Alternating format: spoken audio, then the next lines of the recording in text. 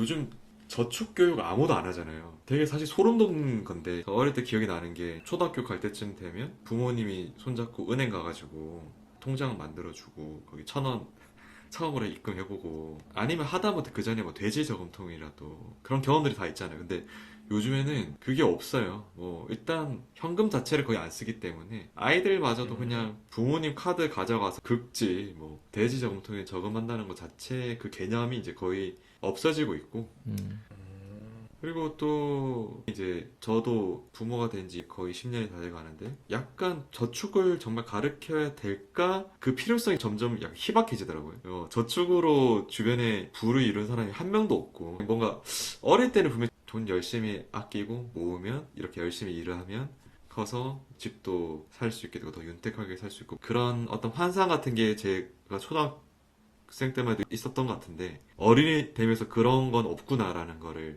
이거 진짜 환상이구나라는 걸 다들 이제 깨닫게 되잖아 어느 순간이 되면 결국 다 부를 이루신 데 보면 부동산을 하든지 아니면 정말 정보가 밝은 분들은 좀 투자를 잘 해서 뭐 부를 이루시거나 근데 참 저축해서 부를 이룬 사람들이 거의 없다 보니까 자녀들한테도 그 저축 교육을 별로 안 하게 되는 것 같아요. 음.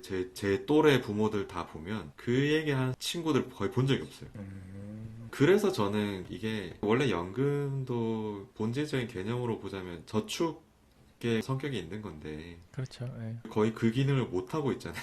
이제 고갈된다고 하고 그게 저축이 음, 아니잖아요, 사실. 그러면 이제 개인이 저축을 하는 수밖에 없는데 음, 그래서 옛날에는 비트코인을 알기 전까지는 이 저축이 그냥 단순히 그 명목 화폐 기준의 그 숫자가 늘어나는 그것만 중요하다고 그렇죠. 생각했었죠. 예, 옛날에. 예. 근데 비트코인을 알게 된 이후부터는 이 구매력을 보존하는 게 진짜 저축이구나. 그렇죠. 그쵸. 그러면서 저는 자연스럽게 그 아이한테 저축 교육을 비트코인으로 시켜야겠다. 그런 생각으로 흘러가더라고요. 구매력으로 돈의 가치를 알려주고 계시는군요. 그 숫자가 아니라. 아직은 모르는데 한 몇 예, 사이클 지나면 알겠죠. 그쵸. 예. 아니, 네. 저도 이런 생각이 나네요. 저희 어머니가 젊을 때 4대 보험 안 되는 그 월급들을 받으셔가지고, 충분히 연금 불입을 못 하신 거예요. 그래서, 한 방에 1,500만 원 정도 더 넣으면, 이제 나중에 받는 금액이 이만큼 는단다. 그래서 요거 어떻게 하면 좋을까? 뭐 이런 얘기를 한 적이 있어요, 어머니랑. 그때 정답은 알 수가 없지만, 이런 얘기는 했었거든요. 좀 전에 대성님이랑 얘기했던 것처럼, 그 숫자는 허상이다. 실제 돈은 그 숫자가 아니라 구매력이다. 쉬운 예로 뭐 인플레이션율이 5%인데 예금 이자가 3%면 엄마가 통장에 넣어놓은 1,000만 원이 내년에도 1,000만 원이지만 근데 나머지 모든 것이 다 비싸졌을 거야. 엄마는 사실은 손해 본 거야. 이거를 제가 여러 번 얘기했었어요. 근데 나중에는 이게 받아들여지더라고요. 숫자는 숫자일 뿐. 그리고 저마다의 물건이나 서비스가 각기 따로 비싸지는 게 아니고 기본적으로는 돈이 싸지는 거야. 이렇게 여러 번 얘기했는데 이제 그것에 대해서도 어느 정도 인식이 되시니까 그럼 연금은 요만큼을 나라가 매달 주게끔 하고 나머지는 비트코인이랑 뭐랑 어떻게 이렇게 해야겠다. 이런 생각을 하시더라고요. 그래서 대단하신 분이네요, 어머님이. 다른 분들한테도 이렇게 인식할 수 있게끔 얘기를 하면 좋겠다라는 생각을 했었죠. 그 비트코인이 국가마다 다 밸류가 다른 것 같아요. 그 의미가. 그래서 개도국 금융 인프라가 부족한 나라에서는 그냥 테크놀로지로서 그냥 금융 인프라의 역할 그래서 은행이 되어주고 결제망이 되어주고 그런 역할을 하는 의미가 있는 것 같고 우리나라 같은 국가들은 화폐 가치 하락이 선진국보다는 약간 높은 편이다 보니까 구매력 보존을 위한 개개인의 구매력 보존에 대한 그런 의미가 있는 것 같고 G1, G2 이런 국가들 같은 경우는 자기네들의 그 기축 통화가 무너졌을 때 보험 같은 역할을 하지 않을까 사실 그래서 이게 다 스테이지마다 다르게 접근해야 되지 않을까 싶어요. 그래서 전 국민이 거의 공감할 수 있는 거는 저축에 대한 문제 아닐까. 음. 국민연금과 자녀저축. 근데 진짜 슬프지 않아요? 저축을 열심히 하면서 자기 일에 매진하는 사람을 요즘은 다 바보 같다고 하지 않아요? 그쵸, 그쵸. 왜 투자 안 그쵸. 하냐고, 주식 투자 네. 왜 안 하냐, 부동산 투자 왜 안 하냐는 그런 게 너무 보편화돼 있으니까 그게 전 어떤 때는 되게 슬프더라고요. 저는 이 영상을 비트코인 오렌지 피를 이미 삼킨 사람 말고 그냥 아직 비트코인을 알아보고 있는 분이 보신다면은 이런 생각을 하시면 좋을 것 같아요. 저도 84년에 태어났기 때문에 그 닉슨 대통령 때부터 온 이 신용화폐 체제가 이미 시작된 상태에서 태어났잖아요. 살아오다가 화폐 시스템이 바뀐 적이 없단 말이죠. 우리는 겪어본 적이 없어요.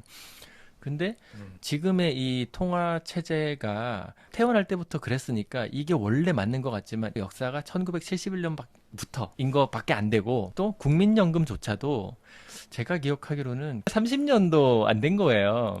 그러니까 처음부터 있었던 것도 아니고 완전히 검증된 체제나 시도도 아니다. 그러니까 스스로 우리가 챙겨야 하는 것 같아요. 저도 맨날 주변에 얘기하는 게 비트코인 사라고 얘기하지 않거든요. 왜냐하면 비트코인 사면 다 팔더라고요. 근데 아시다시피 비트코인을 손해보면서 파는 거는 그 자체로도 안 좋고 그 이익 보면서 팔면은 보통 우리는 저주가 시작됐다고 하잖아요. 그래서 비트코인 사는 게 중요한 게 아니고 난 너가 비트코인을 공부해봤으면 좋겠어. 나도 비트코인을 공부함으로써 세상을 다시 보게 됐고 그 이전과 후에 내 삶의 태도가 되게 많이 바뀌었어 이런 얘기를 많이 하는데 특히 이 인구 구조로 인해서 더욱더 대두되고 있는 국민연금 문제 앞에서 뭐가 옳다 그르다 보다 왜 국민연금을 얘기하는데 비트코인을 얘기하지? 이것에 대해서 한번 진지하게 살펴보시면 스스로의 답을 찾는 데 도움이 되지 않을까? 그런 생각이 들어서 한번 고민해 보시면 좋을 것 같습니다. 저는 국민연금은 나라에서 나를 위해서 대신 저축해주는 개념도 아니고 나의 돈을 뭐 걷어서 사람들이나 아니면 노년층한테 나눠주는 선심성 있는 그런 좋은 제도도 아니라고 생각해요. 저는 솔직히 말해서 그냥 이거는 국가가 자기 마음대로 전용하는 그걸로 변질된 지 좀 됐다고 생각하거든요. 그러니까 이게 취지가 좋지만 늘 센트럴 플래닝은 이게 문제거든요. 취지는 다 좋아요. 누구나 다 공감해. 하지만 결과가 그렇지 않은 게 문제인 거죠. 그래서 우리는 반드시 자기 주권이라는 거의 가치를 깨달아야 되고 특히 돈에 있어서 자기 재산, 돈, 금융 이런 거에 있어서는 어디에 기대려고 하지 말고 특히 국가라고 하는 존재가 만능하다고 절대 생각하지 말고 내 스스로 자신을 지키려는 노력을 꼭 해야 했으면 좋겠고 그래서 국민연금을 받을 거란 기대하지 말고 내 스스로 국민연금을 모았으면 좋겠다. 그게 이제 뭐 증권사에서 제공하는 연금저축도 있고 뭐 ETF 같은 여러 지수를 추종하는 그런 투자 자산도 있지만 그런 것들 보다도 더 상위 레벨에 있는 게 비트코인이라는 거를 결국엔 스스로 깨우쳐야죠. 저는 여기 있는 저희 셋은 그거를 알기 때문에 비트코인에 투자하고 있는 거고 잠궈 놓고 있는 거고 그래서 꼭 비트코인을 공부하셨으면 좋겠다. 오늘 찬님 명언 투자가 아니라 공부해라 라는 당부를 드리면서 마무리하겠습니다. 저도 이어지는 얘기 같은데 그 비트코인 개념에서 되게 중요한 키워드 중에 하나가 통화주권이라고 생각을 하거든요. 그러니까 개인에게 통화주권을 획득하게 하는 거죠. 근데 국민연금과 비트코인을 같이 다룰 때 이 통화주권이라는 얘기를 하지 않을 수 없다. 키워드로 한번 검색도 해보시고 조금 알아보시면 국민연금 얘기를 하면서 왜 비트코인을 같이 얘기하는지 어느 정도 아실 수 있지 않을까 싶은 생각이 들어서 비트코인과 통화주권 이거를 기억하시면 좋을 것 같습니다. 네, 저는 그 계속 일관되게 그냥 자녀랑 엮어서 얘기를 하면서 마무리 짓고 싶은데요. 지금 뭐 저희 또래는 고갈돼도 그렇게 심각할까 싶기도 해요. 그리고 고갈 안 될 거예요. 뭐 분명히 고갈 될 때쯤 되면 또 뭐 정부에서 어떤 정책 만들어서 재원 늘릴 것 같고. 근데 지금도 저희 늘 원천 징수로 떼어가는 그런 공제되는 것들 왜 이렇게 많이 떼가면서 되게 불평이 많지만 저희 자녀들 컸을 때 떼가는 건 분명히 훨씬 더 많을 거거든요. 그리고 다들 알겠지만 뭐 요즘에 학교도 거의 없어져요. 그러니까 저희 다 조만간 노인 될 것 같은데 한 몇십 년 지나면 노인 될 거잖아요. 근데 몇 명 안 되는 그 자녀들이 다 떠받치는 거예요.